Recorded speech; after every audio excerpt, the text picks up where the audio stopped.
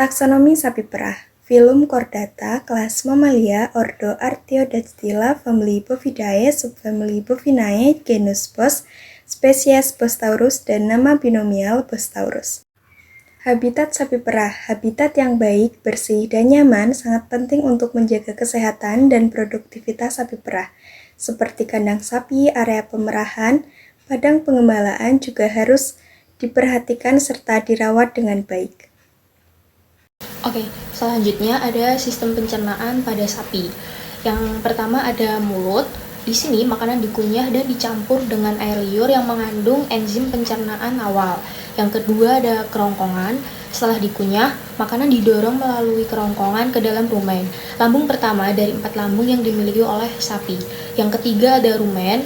Makanan dicerna secara fermentatif oleh mikroorganisme seperti bakteri dan protozoa. Yang keempat ada retikulum.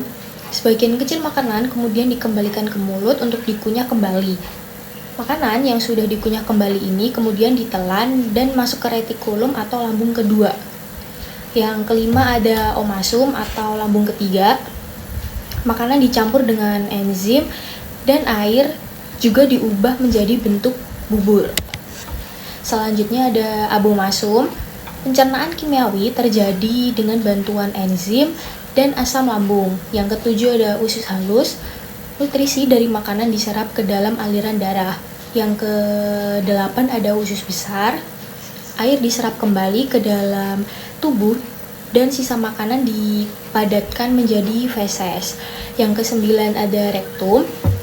Feses kemudian disimpan di rektum sampai dikeluarkan melalui anus. Yang terakhir atau yang ke-10 itu ada anus.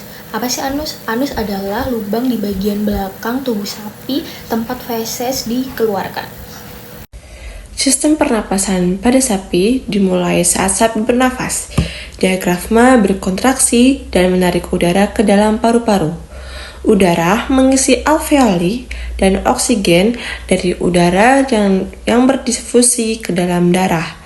Karbon dioksida dari darah kemudian didifusi ke dalam alveoli dan dikeluarkan saat sapi mengembuskan nafas.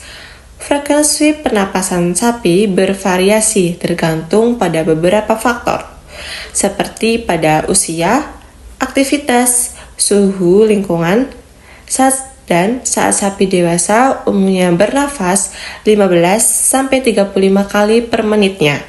Sedangkan anak sapi bernafas sekitar 20-40 kali per menit. Selanjutnya adalah sistem reproduksi. Sapi perah mengalami siklus berahi setiap 21 hari, ditandai dengan gelisah, nafsu makan menurun, dan lendir vagina. Ini adalah waktu ideal untuk kawin atau inseminasi buatan kebuntingan yang berlangsung sekitar 280 hari dengan embrio dan janin berkembang di rahim. Parturition atau melahirkan berlangsung beberapa jam dan biasanya tanpa bantuan manusia. Nutrisi, manajemen kesehatan, dan stres merupakan faktor penting yang mempengaruhi sistem reproduksi pada sapi. Organ reproduksi betina terdiri dari ovarium, tuba falopi, rahim, vagina, dan vulva. Sistem peredaran darah pada sapi. Pada sistem ini, darah yang kaya akan oksigen dari aorta bercabang menjadi arteri-arteri yang lebih kecil dan mendistribusikan oksigen dan nutrisi ke seluruh jaringan dan organ tubuh. Di kapiler, pembuluh darah terkecil terjadi pertukaran nutrisi dan oksigen dengan sel-sel tubuh. Sel-sel melepaskan karbon dioksida sebagai produk sampingan metabolisme.